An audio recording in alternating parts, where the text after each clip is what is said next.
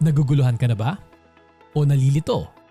Para on time at hindi nahuhuli, gamitin natin ang 2026 BIR Interactive Tax Calendar na makikita sa BIR website. No more printed calendars. Mas mabilis, mas malinaw at tipid. Para sa gobyerno at para sa taxpayers.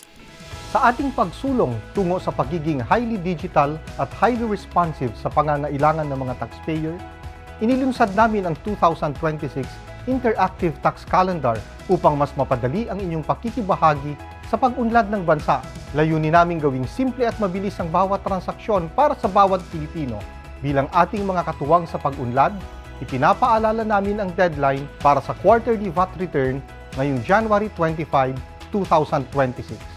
VAT na tapat para sa ating lahat.